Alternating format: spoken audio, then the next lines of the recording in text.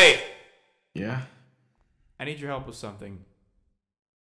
Okay, so I just need you to sit here. Okay, but why? So hold on a sec.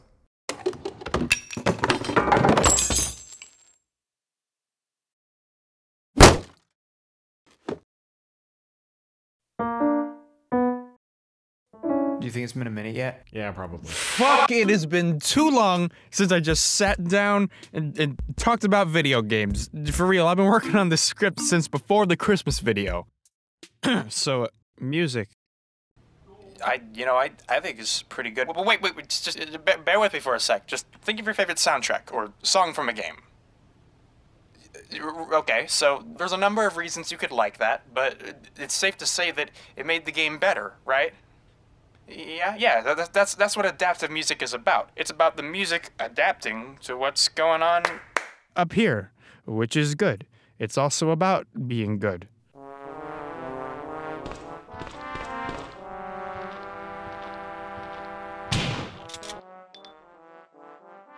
Okay, on second thought, maybe I won't dig too deep into is the music good territory. I'm no video game Tano. I assume making music for a video game is really hard.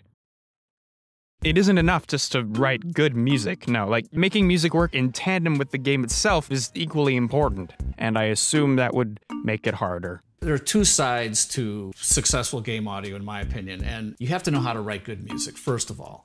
But that only gets you so far. How your sound design, how your music plays back for the player is the other 50%.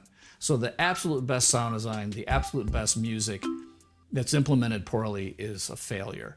Unlike other forms of media, like, say, a movie, games are way less predictable, because we, the gamers, are in complete control of said game's pacing. And if you know a thing or two about music, you'd know that 4x4 time signature does not match up with fucking whatever. How do you make music transition from one thing to another based on a change that happens in the game without knowing when the change is gonna happen? What the fuck? Well, Mr. Fuck-ass game designer, you have two options. You just make stuff fade in and fade out, and that's it. That's literally it. That's all. Or you can make adaptive music.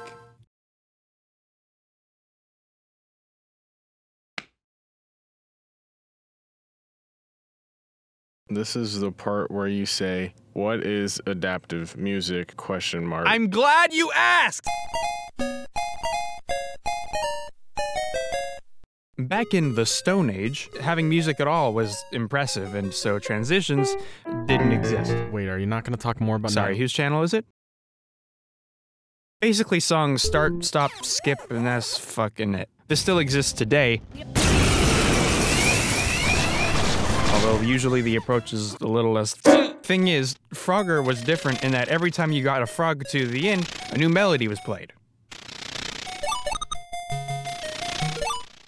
So it gave you this sense of progression. It's pretty nifty, but there wasn't much else you could really do back then, even if they wanted to, due to technical limitations. See, back in the day, storage capacity was a huge concern and a gigantic bottleneck. Like, check this out.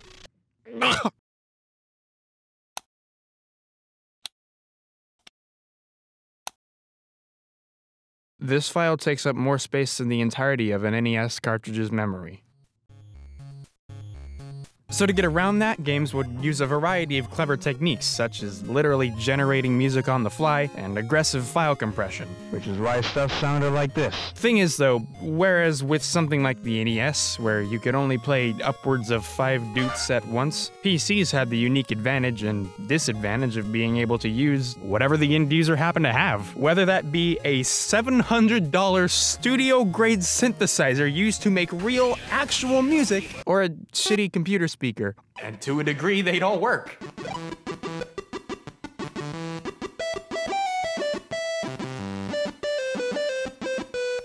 So cute, it's trying its best. But with that said,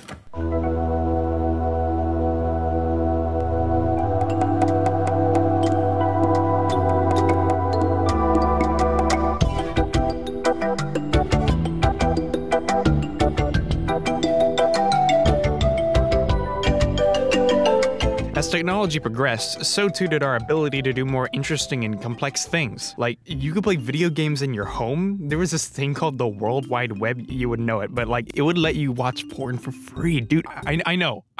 It was crazy. LucasArts, who are responsible for all this, realized early on that if you could just adjust music dynamically depending on in-game events, like movies and TV already do, you could set the mood far more effectively. Oops, this is 1990, bitch. You can't just download a copy of Wise and go to town. That kind of software doesn't exist.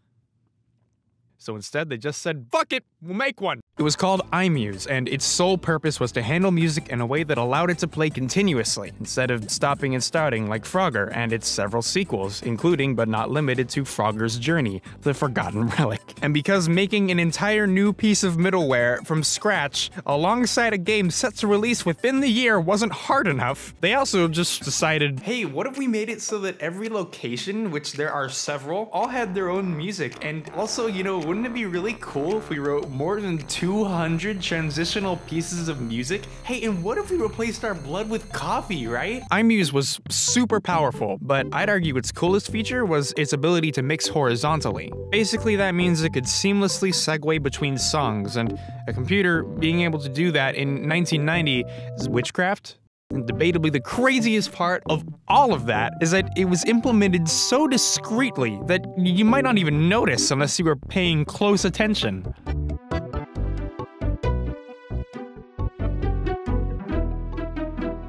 That was it right there. Did you notice? Have a look. I'm pretty sure this is how it works.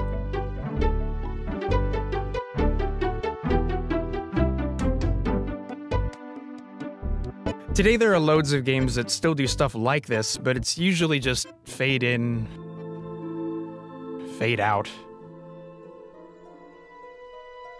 Which is dumb and boring and lazy and stupid, and I hate it, and it's not what I'm here to talk about. So, let's talk about vertical mixing.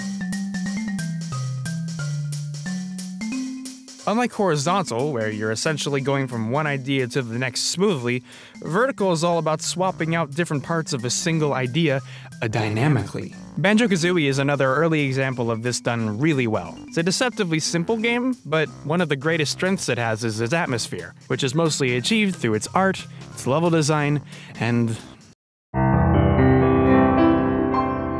with the help of Grant Kirkhope publishing every variant of every song online, thank you, Grant, we can see how this works. You walk around the overworld, you're doing your thing, listen to this dang old good music. You walk over here, oh, that's a different version of the song. The game's letting you know, hey, boss battle. Yeah, okay, that's cool. Let's go ahead and walk over here into this water, dive underneath. Oh, that's a water version.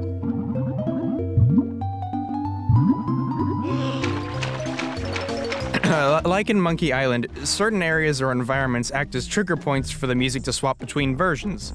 This helps to establish different areas as their own thing without being really in your face about it, and it's amazing, I love it. Okay, so oftentimes the most standout examples of a great soundtrack are when it gets all fancy with the aforementioned techniques, but there are some notable exceptions, like a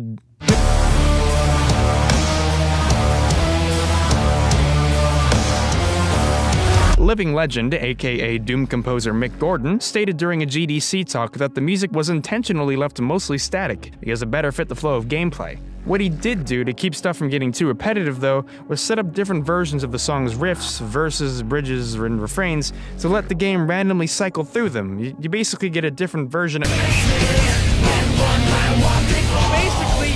get a slightly different version of the soundtrack every time you play. Animal Crossing has an entirely different song for all 24 hours of each day, plus 2 variants of each one to account for weather, adding up to a total of 72 songs, not including the town themes, villager themes, KK Slider's 92 song collection, his CD releases, or the fact that most people aren't even gonna fucking hear some of those songs due to not wanting to play Animal Crossing at 4 AM.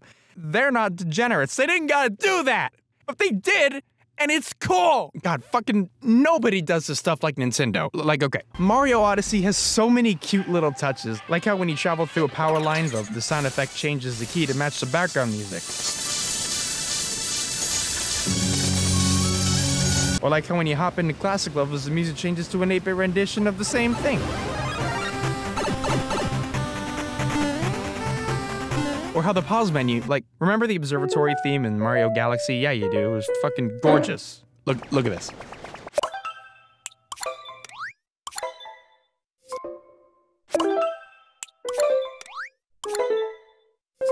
It's so cool! Killer Instinct, edgy as it is, it's just rad as hell.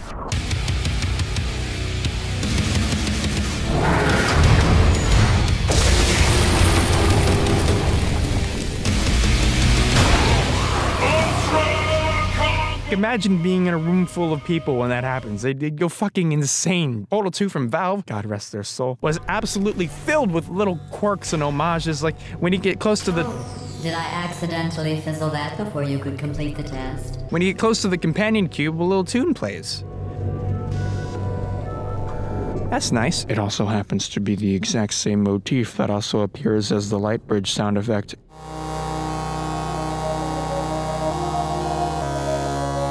And the operatic finale.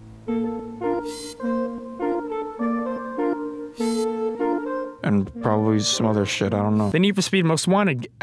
The Need for Speed Most Wanted. Thank you. The cop chases in this game were accompanied by this super intense adaptive work by Paul Linford, who also did some work for movies that allegedly exist, but god damn, it works so well. High-level chases feel like these intense cinematic struggles between you and them, and the more shit you got yourself in, the more intense the music got. Like, this is level 1. And this is level 5.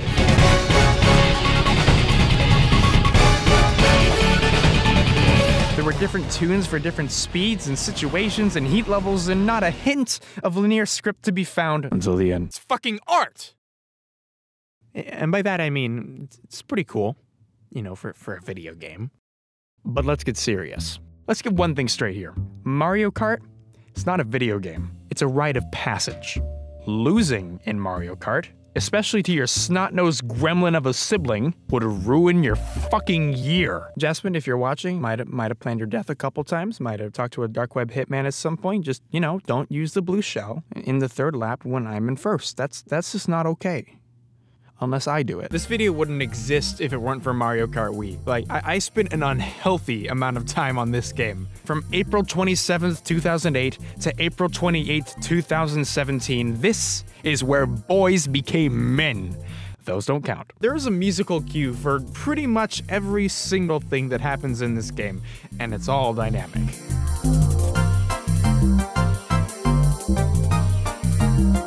The closer you get to actually starting a race, the more energetic the music becomes.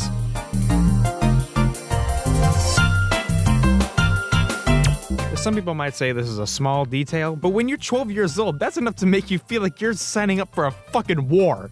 And you kinda were. Don't even get me started on 8. You got songs that speed up and jump a key at the final lap.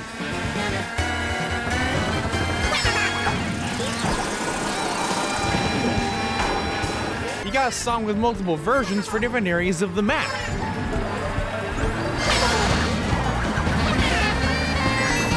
You got a disco beat that only plays when you're on first.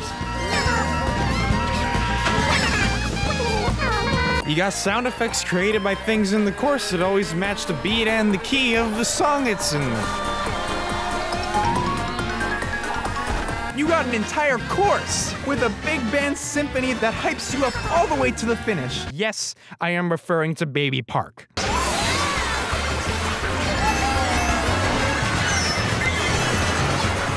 More often than not, players are so focused on vanquishing their shitty cousin Jimmy, they probably didn't even notice any of this. There are so many great titles that do this in some capacity, and yet it's seldom mentioned. DMC5, Mirror's Edge, Halo, Red Dead Redemption, Deus Ex, New Super Mario Bros. Mario Galaxy, Uncharted, Breath of the Wild, Left 4 Dead, MGS Revengeance, Mario 64, Auditorium, Hollow Knight, Civilization, Pikmin, fucking Tetris? Apparently?